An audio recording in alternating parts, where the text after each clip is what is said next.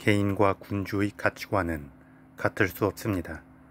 미시경제와 거시경제의 작용 방식이 틀리고 미시물리학과 거시물리학의 작용 방식이 틀린 것과 마찬가지입니다. 우리는 성장하면서 상식적인 범위에서의 도덕률을 교육받습니다.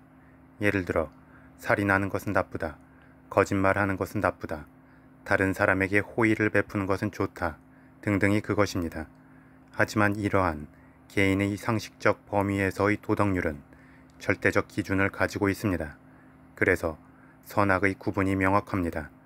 하지만 군주의 입장이 되면 절대적 기준만으로 행동할 수 없습니다. 오히려 상대적 기준으로 상황에 따라 행동을 해야 합니다.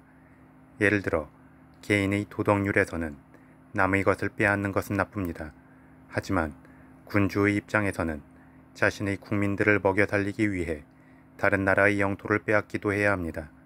또한 한 국가 안에서 쓰레기 처리장과 같은 혐오스럽지만 꼭 필요한 시설을 만들어야 할 때 모든 사람들을 만족시킬 수는 없습니다. 따라서 기본적 논의는 거쳐야겠지만 일부의 사람들과 지역을 희생해서라도 어떻게든 쓰레기 처리장을 만들어야 합니다. 이처럼 군주라는 존재, 지도자라는 존재는 어떤 절대적 기준에만 묶일 수 없습니다. 그래서 군주는 개인의 가치 기준으로 볼 때 때로는 선할 수도 있고 때로는 악할 수도 있으며 누군가에게는 온화한 사람으로 기억되고 누군가에게는 엄청나게 포악한 사람으로 기억될 수도 있습니다. 이러한 느낌을 잘 보여준 군주 중에는 변덕스러우면서 양면적 태도로 밑에 사람들을 항시 긴장하고 두려워하게 만들어 자신의 권력과 권위를 유지하면서 균형감 있게 로마를 이끈 하드리아누스 황제가 있습니다. 군주론은 대략 이러한 가치를 기반으로 저술된 책입니다. 군주론이 쓰인 시기는 이탈리아가 피렌체 공화국, 베네치아 공화국, 나폴리 공화국, 로마 교황청 등으로 나누어지고 프랑스와 스페인 등의 강대국 틈바구니에 있었던 때입니다. 그만큼 세력 싸움이 복잡하게 전개되고 있었고 언제라도 한 국가가 무너져도 이상하지 않은 시기였습니다. 하지만 비단 그 시기만의 기준으로 이 책이 작성된 것은 아닙니다. 어차피 한 국가가 존재하고 그 국가의 지도자가 존재한다면 어느 시대에 적용해도 크게 틀리지 않을 내용입니다. 이 세상이 하나의 국가와 하나의 지도자만 있는 것이 아니고 계속 많은 지도자가 등장하고 상황에 따라서 국가의 세력도 강대해졌다가 약해졌다가 하기 때문입니다. 이 책은 세부적으로 국가를 어떻게 운영해 나가야 하는지에 대한 내용에 중점을 두고 있지는 않습니다. 대신 군주가 어떤 마음가짐으로 국가를 다스리고 다른 국가를 상대하고 국민들을 대해야 하는지에 집중하고 있습니다. 나아가 이 책은 얼마나 국민들이 칭송하고 멋진 군주가 되어야 하는가의 방법을 말하는 책이 아니라 오히려 국민들에게 안 좋은 인상을 주더라도 권력을 최대한 공고히 오랫동안 유지할 수 있는가의 방법을 말하고 있습니다. 따라서 제목이 국가 운영론이 아니라 군주론인 것입니다. 그만큼 철저하게 군주의 권력을 유지하고 추구하는 방법론인 것입니다. 그래서 이 책을 기준으로 한다면 근래의 많은 독재자들, 예를 들어 쿠바의 카스트로나 북한의 김일성, 독일의 히틀러, 캄보디아의 폴포트, 리비아의 카다피 같은 사람들이 추구했던 행동 방식도 틀린 것은 아니라는 것입니다. 이 책의 내용에서 보면 악덕 없이는 권력을 보존하기 어려운 때에는 그 악덕으로 인해서 악명을 떨치는 것도 개의치 말아야 한다고 말합니다. 그만큼 군주가 자신의 권력이 위협을 받는 상황이 된다면 정적들을 암살하거나 공개적으로 제거하는 것도 개의치 말아야 한다는 말입니다.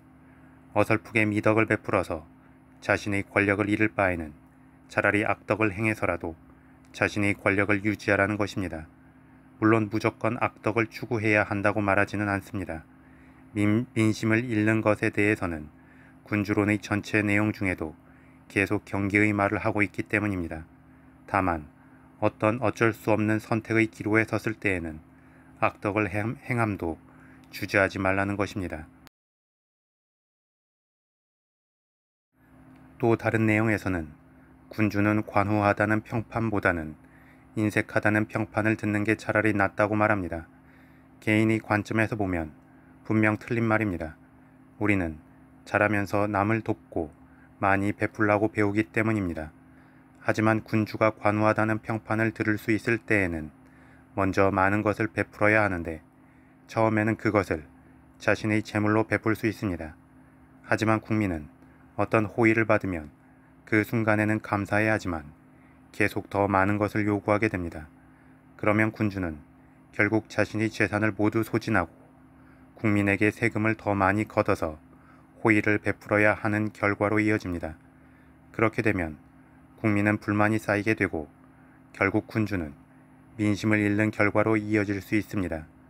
따라서 차라리 인색하다는 평판을 들으면서 국민의 세금 부담을 덜어주고 가끔 국민에게 이벤트나 축제를 마련해주면 그것으로 국가는 더욱 안정적으로 돌아갈 수 있고 군주는 자신의 권력을 유지할 수 있다고 설명합니다. 다만 이 부분을 보면서 개인의 입장에서 이런 생각이 들었습니다. 군주가 너무 방만하게 국민에게 무언가를 베풀면 국가의 재정은 파탄이 날 것이고 결국 국민에게 더 많은 세금을 거두면서 국민의 원성이 깊어짐과 동시에 군주의 권력 기반뿐만 아니라 국가 자체가 혼란에 빠질 수 있는 것은 분명합니다. 하지만 군주가 인색할 때에는 확실히 본인이나 본인을 지지하는 상류층의 생활에서도 인색함을 보여야 할 것이라는 생각입니다. 왜냐하면 국민에게는 인색하면서 그렇게 아끼고 축적된 재물을 자신들이 향락에만 사용한다면 그 자체로도 국민들이 원성을 살 수 있고 군주의 권력 기반 또한 약해질 수 있기 때문입니다. 작금의 많은 국가들이 현실도 그렇습니다. 일부의 정당에서는 반대 정당의 방만한 국민 복지 정책에 반대합니다. 하지만 정작 본인 정당 사람들이 편법을 동원한 막대한 부의 축적과 세금 감면에 대해서는 눈을 감습니다. 따라서 현명한 군주라면 이러한 여러가지 선택의 기로에서 양쪽을 균형 있게 조율하면서 중심을 지켜야 한다는 것을 알 수 있습니다. 로마의 티베리우스나 마르쿠스 아우렐리우스 황제가 선대의 권력을 이어받아서 안정적으로 운영할 수 있었던 이유도 본인들 스스로 검소한 생활을 하면서 적절히 균형을 유지할 줄 알았기 때문일 것입니다.